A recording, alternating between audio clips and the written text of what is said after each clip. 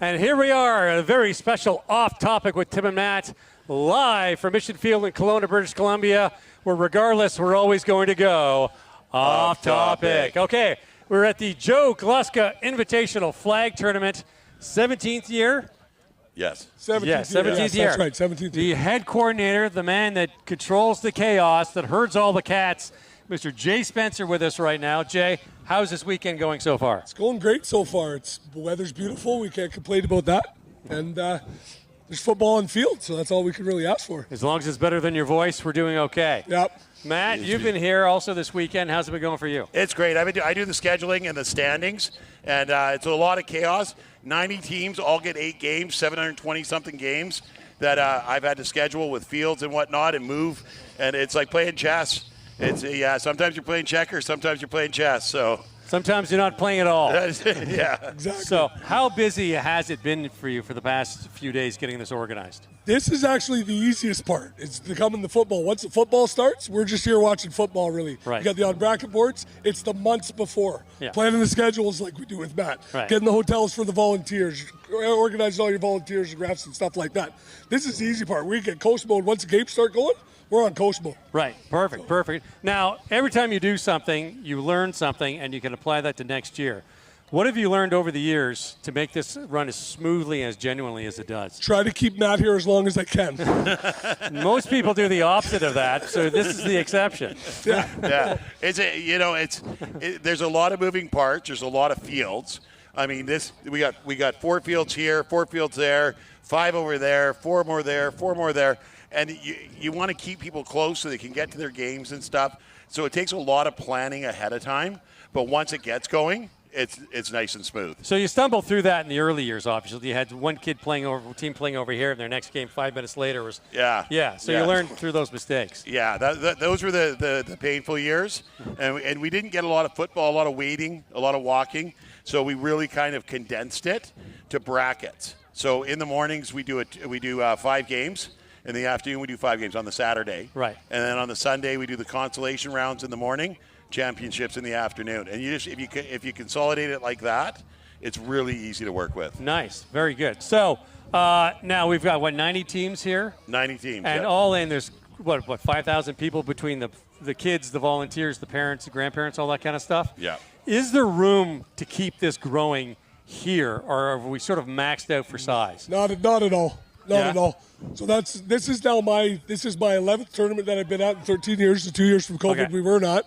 I believe pre-COVID we were 232 teams. I think we had 218. 218 teams was the max. Okay. So I came on and took over as Matt as the director. This is my 3rd tournament taking over as director. I said I'd give him 5 years. I want it back at 200 in the next 5 years. That's my plan. Okay, so you were big, and then you got a little bit smaller, and now Yeah. we're getting bigger again. Oh, okay. Yeah. So how do you coordinate 200 teams? Like, how many extra field spaces, or do you condense the games? Like, what do you do? We've got 3 that we're not using. Okay. And one of them's the ball diamonds, where we could actually put 12 individual fields on the ball diamonds. And then on field 4, we could put 6 there. And on field 7, we could put 4. So there's 22 more fields that we could put on. And we also have time. That's the thing. Like, we've really kind of spread it out, and people are done by like 3 on the first day. We could do another session into the evening. So there's capacity to grow to the 200 again quite easily here. Okay, no problem. Now, where are those teams and players going to come from? What's the plan? Plan is mostly our growth over the last few years we've 10% year over year since I took over. We're seeing that from non-member teams. So BCCFA's got their VCFL members. The growth has been 10% every year with our non-member teams. So we got teams here from Calgary this year. We got teams from Prince George. We got teams from here in Kelowna, teams from Vernon. So we're hoping that growth, we're pushing it more. We're trying to push out across Canada too. Like I said, Calgary's here, and next year we're looking for more right across Canada. So how do you reach out to those teams? So we'll just say, like, outside of BC, somebody from, maybe Washington State, or more teams from Alberta or Saskatchewan. We're like, how do you get in touch with them and get them here? It's emails. It's sending emails and hoping. Calgary's been really good. With them spreading the word, they came here their last year for their first time, and they're hammering it all over the place too. So we're hoping to see a lot more from those guys. It's word of mouth. Yeah. Most people that come, they have a good time. They come back. So if we can get them here, they won't leave. There you go. There you go. And so now we actually have one of the coaches from Calgary here. that we're going to jump in here. Yep. And we want to thank Jay for coming out and chatting with us. And we'll get Mikhaila in here, and we'll, Thanks, it's been a blast working with you this weekend, Jay. All right. All right. The hardest working man in flag football to the least hardest working two guys in showbiz. All right, we got Gavin Parks. We got Gavin Parks here, one of our head referees. Whoa. And he's been doing this for a long time. Both player. Now, how old were you as a player when you first came to this? I think I was like around 7 or 8. 7 or 8. And how old are you now? I'm 18. 18, 7 or 8. So, I mean, that's 10 years of football. How have you grown with this tournament over the years? As a player, I remember it was just super fun to come out for a couple days, and it's so hot out here. It's so much hotter than what I'm used to. And as a ref, it's also it's so fun just watching all these kids play. So yeah, it's definitely like the best tournament that I've. It's always great. Now, were you playing GW Graham last season or this season? I can't remember what grade of high school you're in. 2 seasons ago was my last year. Okay, and now are you just involved in a refereeing, coaching capacity, or you're still playing? Yeah, just mostly refereeing right now. I think I'll do coaching later on. Okay, excellent, your football journey. So, what are you now? You're reffing here. What are some of the fun things and crazy things you've seen so far? On this tournament? Yeah, sure. It's been pretty smooth so far. We've had lots of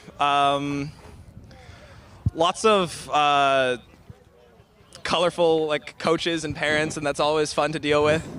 Always fun. Yeah, but we have a really good team of volunteers and refs here, so it's always dealt with quickly, and nothing really spills over. Okay, so nothing. The least eventful thing happening is the better for you. Okay, no problem.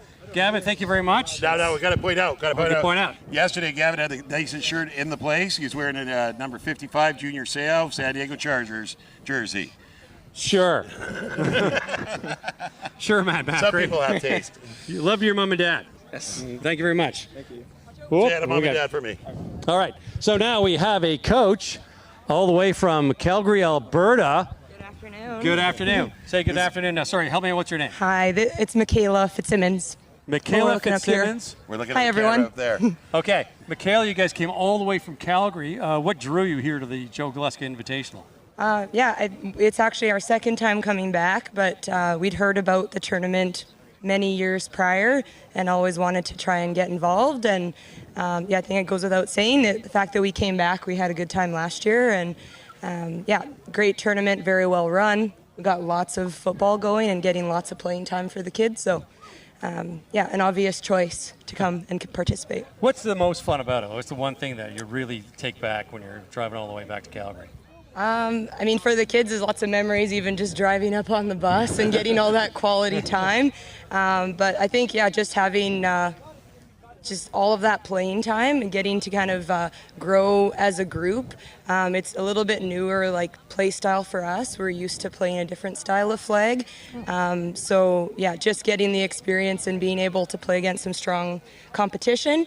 I kind of get to see our players grow game by game and year by year. So. Okay. Yeah. Matt, what do you want to ask? I guess you've said it all. You're enjoying it. You're having a good time. Yeah. Well, yeah. What's the biggest difference that you find with playing here over Calgary flag?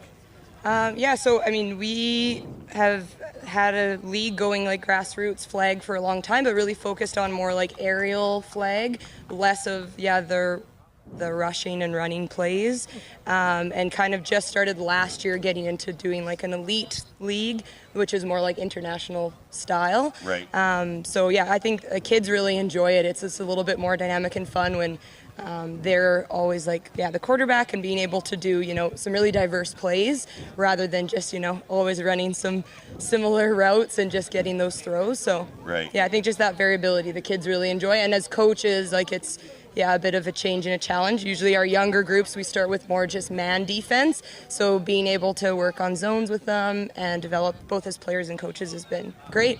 Yeah, the change is nice where you play in the same league constantly. It's the same people over and over. Totally. You come to a different league and you get some changes. You got to learn some new stuff. Yeah. You play outside of your comfort zone. Really helps grow the kids, I think. Yeah, 100%. And the thing too, I think like the group here is just so large. Like when we're in Calgary, we have a small group, I'd say like maybe there's 400 in one league.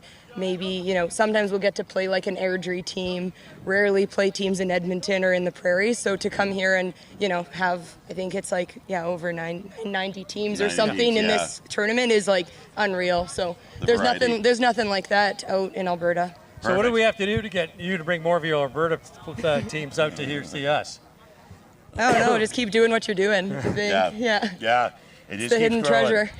Like Jay said, it's been 10% every year. So next year, we're going to be at 100 again. It'll be 99, but never mind. Yeah. He's the math guy, just in case you're wondering. I'm the good-looking one. Okay, wonderful. Thank you very much for coming out. Thanks, you guys. We love having you guys. Yeah, it was good to see you guys. Very nice to meet you. Thank you very much. Good much. luck today. How's your team doing so far? We're still in it. We're on the playoff side, so game at 1. So I got to go get back and get focused. Thanks so much. Good luck. You're very welcome. Thanks, Thank you guys. very much. Take care. Cheers. Okay. Now, any more other guests coming in, or are we? No, I think that's it. I think we're good. Now it's just me and you. Me and you. Just the two of us. We can make it if we try, just the two of us. Okay, so now normally we sort of exchange emails and get organized on topics, but we're going completely blind because everyone was super busy with this all week. We didn't have a chance. So what do you want to talk about? Nothing really in the NFL, CFL stuff standing up for you? I know my Alouettes are 2-0. Yeah, my Lions lost. They're 1-1. They're 1-1. They had a good game though, but you know what? You can't win them all, right? No. So it was a good week. That hockey, we had a really good game and a not so good game. So. And then a really good game and a not so good game. Yeah. I predicted yesterday that Edmonton was going to lose, and then they're going to win the next two. That's my call. That's what I'm calling. That's what you're calling it. Yeah. I think Florida might have enough in the tank to take it when they go home here, and I don't like that at all. But it may happen. 3 games to 2. I think Calgary or Edmonton. Sorry, we're just talking to somebody from Calgary. Pardon me, Flames fans. Don't burn my house down. I think Edmonton's got enough. You think they're out of it, and they have this comeback, and they score it and they win it in overtime. So they want it. You can tell they want it. It's just a matter of McDavid scoring. Yes. He's not shooting the puck enough. They had Chris Pronger on Sportsnet last night, and he's like, Elliot Freeman's. What are you thinking about McDavid? He's got to be more selfish. Yeah. He's always looking for Draisaitl. He's got to get that puck in the net, and he finally got a goal yesterday. Yeah. And I think it's an issue of just putting too much pressure on himself. Just shoot the damn puck. What got you there? There's talk that he's not playing at 100%, and I get it. When you're in Game 5 of the Stanley Cup Finals, you're banged up. You're not at 100%. Nobody is. But I think he's having some real trouble out there, and I'm hoping that he can get it together. Yeah. And be get for the next game, anyways. Pretty much. Yeah. I think Edmonton's taking the next game. That's my call. Yeah. That's my call. Now your Dodgers. Shohei has his career 250th home run. Yep. They're still killing it, despite having no pitching staff. No, well, they're doing okay. I mean, they're tied up with the Giants right now in the NL West, but they beat the Giants 10-0 last night. So I mean, they're a game up now. So they're still at the top, but for Dodger standard, we're struggling. Yeah. Yeah. But you're still in it. I mean, that's the thing. So my Jays went on a tear. They did. And they won 8 series in a row and got themselves, wait for it, 8 games above 500, and they're about to lose their 3rd in a row against Philly right now. And my phone just rang. It was my son from Toronto trying to call me to wish me a happy Father's Day. I'm pretty sure he's not watching right now, but I'll give him a call. Anyway, so I mean, the Jays got hot, and then they don't get hot, and then they go back to normal. So that's what it's like being a Jays fan. I don't know what else to say. Yeah, that's about it. Yeah. But at least the roller coaster's fun to ride. It is. It's what makes it exciting. And now we're talking flag, so let's take it back to flag. I mentioned with Joe Gluska, I was talking to him, 2028, this is going to be an Olympic sport. Yes. I mean, wouldn't it be exciting to have some kid from this tournament show up for Canada in the Olympics? I'd love to see that. Yeah. I'd love to see that. Yeah. And I think years down the road, you may just see it. And even right away, you may see it because you think Canada, who do you think? Tyson, Jalen, Philpott? Can they now? They're eligible because the NFL players are allowed to go in, right? Well, I think the CFL's following suit too. Yeah. But I mean, they would be excellent on Team Canada. Perfectly. 100%. Chase Claypool. Chase Claypool's another one. O'Rourke, that quarterback. Well, he didn't play here. I'm just talking about people that played here. Yeah. Okay. Yeah. Oh, I see what you're saying. Yeah, they played in BC. Yeah. Jalen and Tyson were huge referees here. So we had them. They were quite well involved in this. until they went off to school. So I would love to see them playing for Team Canada in the Olympics. Now, you sent me something on Messenger. They're on the cover of the CFL magazine or something. Yeah, CFL Notebook, I think they call it. Yeah. They're on the cover together, and it's I had to get my hands on one of those. It was Get it pretty autographed. Cool. That's super cool. So, yeah, that's super 100%. cool. So. I had a thought in my head, and it just left me. And it'll be pretty hard to beat the U.S. if they send those NFL. Don't laugh at me, okay? I don't have any notes in front of me. Well, here's the thing. Here's the thing, though, is the number one rule of flag football is there's no contact in flag football. Right. So you think about NFL players have always played contact. Right. So when you're starting to go to flag, you gotta rein yourself in. It's going to be a tough adjustment. People can say, "Oh no, that's easy. You just don't hit."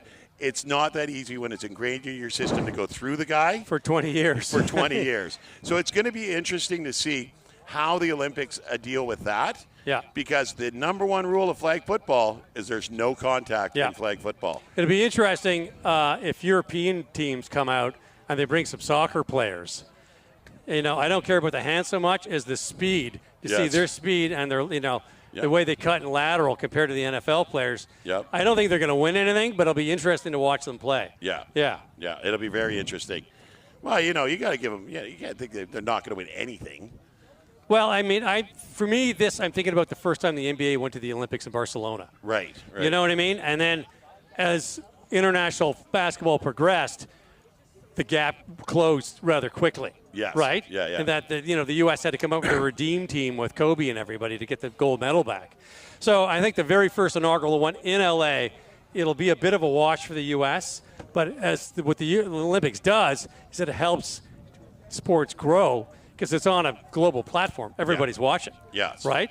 So and I mean, the interest, especially in kids with flag football. Now, the NFL does not only do they do youth flag football tournament, but they do an international youth flag football tournament. So Greg Fawcett of the Chilliwack Giants. They went down to Las Vegas. And he was part of the international, and he played against Mexico. Montreal. There was a European team that came as well. Okay. But, it's already a thing, and it's growing. Yeah. So I think it'd be very interesting to see how much the Olympics can help this sport grow. Oh, tons. It'll help them tons. That's it for me. I'm trying to think of what other sporting events going on I'm trying to think of. No, I think we're good. I think we're good. Again, we're a little bit disorganized today, but that's okay. Organized chaos. Organized chaos. That's what this weekend is for me. Unlike this tournament, which is organized amazing. And I have my bucket hat, but I couldn't get look at you putting the headset over top. Aren't you smart? Yeah. Joe Gluska was smart. He'd copyright his name and swim in royalties, but he's too nice, so he doesn't do that stuff. Joe's around here somewhere, and I can't think of a better way to name a tournament than Joe Gluska with football. Well, he's the guy that started this tournament, and and it was a great idea that bring him up here. Hey, look, we got a celebrity right there. That's Jamie Boreham from the Prince George Kodiaks. How you doing, Jamie? Good. Prince George Kodiaks from BCFC. Yeah, BCFC. Let's get a mic. Do we got a mic? Him up. Do we got a mic? Oh, look at that. Impromptu interview. We got a season starting pretty quick, don't you? Yeah, we do. Camp starts on the 1st, I think, for us and a bunch of other programs. So, but nice to have our little kids down here. So it's super nice, good experience, good exposure. Right, it's good competition for our kids and to come down and play with some other programs and network and see where we can go with things. Now, how many teams did you get down here for this? We have 4 this year, so it's nice. We had 3 last year, 3 the past 2 years, and this year we had 4. So hopefully we can grow like the tournament. Yeah, perfect. And how is flag football in Prince George? Growing. So we partnered with NFL Flag. It's been nice. I think that NFL thing adds a unique love of it, right? It's kind of catchy. So, but it's been nice. Like we've grown probably by 15-20% each year that we've run it, and it's also been able to bring teams down here as well. So, this has been a great tournament for whatever. I don't even know what it is, 22 years or something like that. 17 years. Well, Joe's old, right? Yeah. So, but I've been here to this when we were living here. I was coaching here, and it's just great to see kids out playing football. Now, how much scouting do you do for your Kodiak program with the junior program for your tackle? There's some under 18, under 17. There's some young kids going to be eligible to play BCFC. How much scouting do you do when you're down here? Yeah, well, you know what? It's exposure to kids, and flag football is a super athletic game, so good opportunity to find some athletes. You never know how it fits and where they're from, and the sooner you end up building relationships with players and families, that can create an opportunity for a player to come see you. It's all about fit, right? Flag football is neat because it's kind of a fit for everybody, all shapes and sizes, and it works. Yeah. And so is football. Football is a fit of many for many kids, right? We need bigs, we need littles, we need athletes. So it's this is a great opportunity to come meet families, and I've recruited a few kids out of here previously. No problem. But you know what? It's just nice to see kids out. That's the big one, right? Yeah. And you get some nice weather here, and the refs have been good. It's run great every year. So we're just happy to be back and look forward to coming here year after year. Nice. Beautiful. What can we expect from the Kodiaks this season? Oh, wow, we're going there. Hey, let's get there. Let's go. You know what? I'm happy with our development over the past year. So we've grown as coaching staff. We've grown as players. This year we're on the older side instead of the younger side. So that's a nice thing. So I was talking to one of your coaches on Friday night at the coaches meeting from the Kodiaks that's here coaching one of the teams. And I said to him, and we've commented on this before, we love the enthusiasm of Prince George for football. When you guys travel so well, like I do the color commentating for the Huskers games, and half the stadium is filled with Prince George parents. Oh yeah, it's great. You guys travel so well, and the enthusiasm and the support that the fans give behind your players is awesome. Yeah, it's amazing. We're a small community, and our community supports us well. And some of those families, they're not even like a family of one of our players. They're family of our family. Nice. Of our football family, and it could be a billet family, but we grow it, and together it's like the amazing parents that we have this weekend. I think half of them are billet families with us, which is amazing. It's a great opportunity. So any community out there interested in billets, call your local BCFC team. They could definitely use them. Oh yeah. But you know what, it is like Prince George is excited about football. They're excited about what we're doing. We got our golf tournament coming up on this coming Friday, and we do a bunch of things in the community, and our players come coach and ref our flag stuff. So, if we bring the community together, it shows up on game days, and they're loud and they do a good job by us, and now hopefully we can do a better job by them on the scoreboard and on the season. Nice. Perfect. Thank you very much, boys. Thanks so much. Best luck today. Best luck on the season. Thanks so much. Cheers, Take care, buddy. JD. Thank you very much. All right. I think that pretty much wraps us up. We can wrap it up. We can wrap it up. It's Father's Day. Happy Father's Day to everybody out there. Happy Father's Day. In case you're wondering why they have a flag tournament on Father's Day, because the fathers like to do this. This is like their gift. Nobody Fathers wants with their kids. With their kids. They don't want a lawnmower. They want a flag football tournament. Okay. All right. Thanks for tuning in for Off Topic. Tim and Matt, where we always go. Off Topic.